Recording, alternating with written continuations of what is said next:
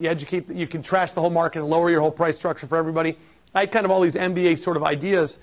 And what I learned is that the world, I went back to a craft concept I learned, which is that the world is so huge and there's so much noise out there.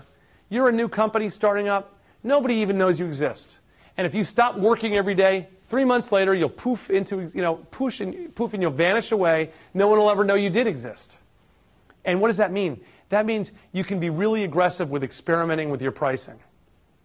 You can try one price this month, one pricing structure, one pricing level, and if it doesn't work, you can change it next month. And 2 months later, no one will know. So we learned, and it's funny with P&G. P&G walked away from us like in January, February of '97. We never got them back. The whole history of free markets, all the way to '04, I never got P&G back. Never.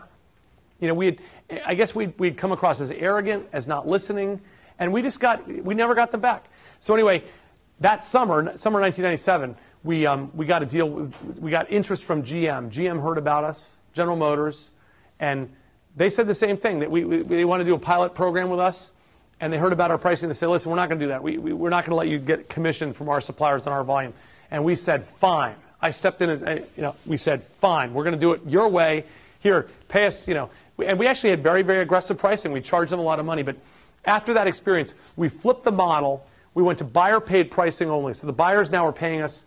And we were flexible. Some buyers wanted to pay us based on the software usage. Fine. That was the SaaS model we were developing. We let them pay. Some people wanted to pay us for the software usage plus the FTEs, the people we had working on the project. We never charge hourly or anything like that. But we would put together a package where we would say, okay, fine.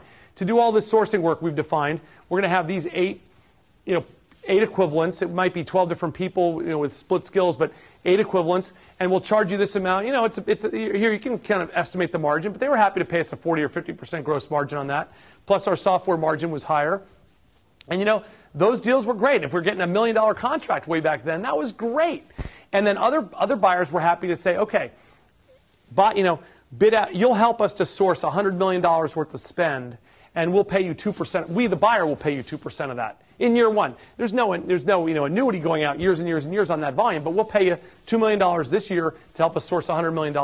We do this. We know the kind of math. We know the kind of personnel it takes. We know the kind of usage. Fine. And so basically we got very flexible, and we started listening to clients and adjusted the way we did business, and we started to come up with standard models. But it's funny, over the history of our company, almost 10 years, the pricing model actually shifted over time. And that was okay. We learned that was okay in business, to let the pricing model evolve. The quality of service we were hugely concerned about quality, both the quality of the software, the quality of the service experience, the quality of our people. I'm a huge proponent of kind of ethics in business. I'm all about, and I have 4 things. It's like to have people respect you, your own employees respect you, and your customers respect you, and your suppliers respect you. Number 1, you got to be honest. And very few people are scrupulously honest in business. And when you are, people really appreciate it. But, and here's the chief area of honesty, is performance. What's your name? Arash. So Arash, I don't think your performance has really been that great this quarter.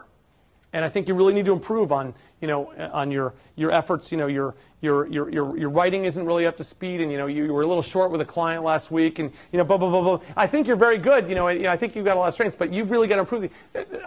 I don't mean to pick on you, Arash, but the point I'm making is this: is that businesses, and I think American business and global business has gotten a lot better on this. In the days of the old kind of careers in one business, it was a different world where people, lifetime employment and stuff. I don't think there was ever an honest review in a lifetime employment situation. How could you tell somebody who you had a lifetime employment deal with that they weren't performing well? How could you possibly be honest? So I think it's improved a lot. That being said, we systematically don't give people honest feedback, especially when it's negative feedback or when it's developmental feedback. So in order to be honest, you got to be very courageous. It's hard to hear a negative message about your performance. It's almost harder to deliver it. You got to swallow hard. The night before you're losing sleep, and tomorrow I got to drag myself to work and I got to give this performance review. But you know what? The first time you do it, it's really hard. The second time, it's easier. It's like the first time you fire somebody, it's really hard. The second time, it gets easier. By the 50th time, you sort of start to feel like they deserve it. They haven't been performing. This person's stealing money. I'm paying them all this money, and they're not performing, and they're hurting my business. And God, get out of here. I'm sorry. I don't mean to. I know I'm on film, but that's true. You actually start to feel like that. Hey, if you're not performing, you're hurting our business. You're hurting. Hey, there's people who have. We all depend on this thing. Don't hurt it. But you have to be honest. You have to be courageous to be honest. But you have to be gracious. There's a way to be a jerk about the way you deliver tough news, and there's a way to be gracious about it. So I'm big on honesty, courage, and gracious. And this is true in business. It's true in a marriage. If you have bad news to deliver and you deliver it in a harsh way, the first thing people do is this. And they don't want to listen to a thing you say, and they're not going to hear. But if you're gracious in your delivery and you're sensitive and you put yourself in the other person's shoes a little bit, then you can actually maybe get through. Now, I will tell you this. The people who get fired, and remember this, the people who get fired in business are people who don't have good self-awareness. If you're self-aware and you get negative feedback or developmental feedback, and you hear that from your boss, you're going to respect it and listen. Now, maybe they're wrong, but if you hear it from 2 people or 3 people, I have had employees who will get feedback, 360-degree feedback from 6 different people that this is a problem and still deny it. And you know what happens to a person like that? They have to go. I've had other people who've gotten feedback. A great story, a free market story, was a guy we probably hired. And now remember this timeline. We went public in 1999. So 95 founded the company, 16,000 revenue. 96, tough year, 400,000 of revenue. 97, first half of the year, very, very tough. Almost ran out of cash in the first half of the year because of the bad pricing model. And also we had an equity deal tied to that pricing model, which made it even worse. I won't go into the detail on that. There's not time. But middle of 1997, we get a great deal with United Technologies Corporation. We get a great deal with General Motors, and we get a deal with Westinghouse Nuclear. It was much smaller, but it was a good deal with Westinghouse Nuclear here in Pittsburgh. And suddenly, the business is taking off. And then late in the year, we were still getting shut down. There's a famous story. Emerson Electric later became a great client, but we had a meeting. I got a meeting with them, and they literally threw me out. Another story. In early 1997, I got invited to a purchasing managers conference out in Arizona, at a resort out there at the Camelback Inn in Arizona, and it was like I forget the exact name of it. It was a head of it was an organization of the heads of purchasing, and I literally presented. I did a demo where I replayed an actual live downward price auction with suppliers bidding from around the world for a contract for, I think it was a UTC contract I was showing, and I literally got thrown out. I was escorted out of the room. They didn't kick me out of the room physically, but I was supposed to stay overnight. I was invited to a dinner there with them and everything else. And fortunately, they threw me out at 11:30 a.m. And I was able to go right to the front desk and cancel my reservation for that night. So I saved that $500 and got on the plane and came home. But it was very, very tough in the beginning. But in 1997, the business really took off. We did $1.8 million of revenue that year. In 1998, we did $7.8 million of revenue and had a profitable year.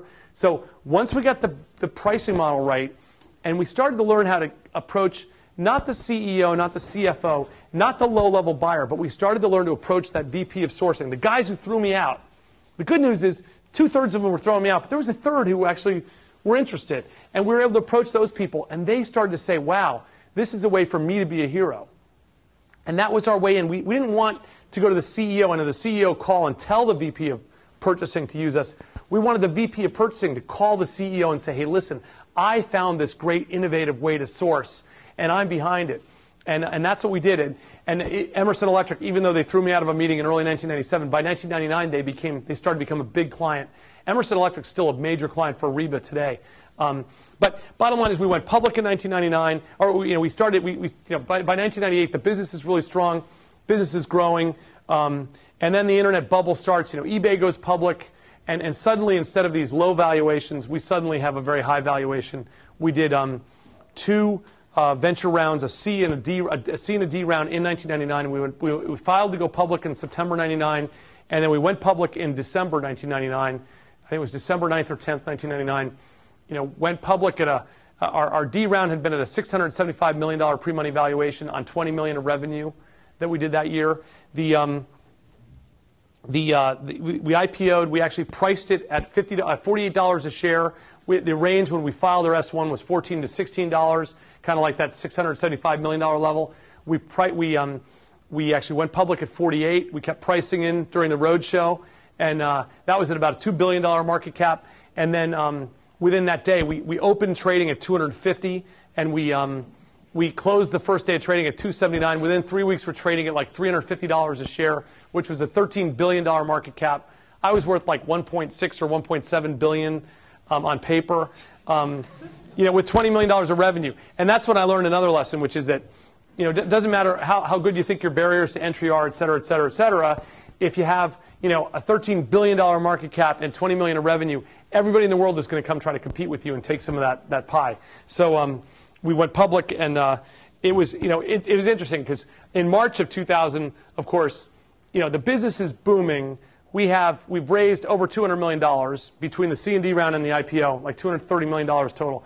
We're investing that money in huge software development. Plus, we're investing it in global expansion because all of our clients are these global companies. They wanted this everywhere in the world. And then we're selling to other, we're selling to multinationals. We're selling to, Chinese-based companies. We serve Huawei. Singapore Technologies Engineering became a major customer. So we had big customers in Europe, big customers in Asia. We did a great job. In India, we had big customers, Tata Motors, Compton Greaves, a number of different Indian companies. And the business really, really took off. But it was interesting because even though the business was going vertical in terms of revenue and growth, I know people got to go. They got to go. Even though the business is booming, I'll finish real quick. The market crashed, and of course the value of the stock was way, way down. And then the denouement of the story is kind of managing a business that boomed almost to the $200 million level. And I think we did a lot of the right things doing that. But then, even though it had grown so much, it was worth a lot less. And then struggling with how do you keep people motivated and stuff, even when their equity isn't worth as much. So, and then we finally, once the company kind of leveled off, we're back in that General Foods, Kraft General Foods situation where we have a stable, mature business. And we matured between 99 and 03. We matured very fast. And so we basically, decided to sell the business in 03. We actually sold it in 04. And then I got involved in venture capital later. But I'm sorry I took up all the time. It wasn't that brief. I hope you enjoyed it. Sorry I didn't get to ask questions. I am going to dinner with people if you want to ask questions. Thank you. Thanks.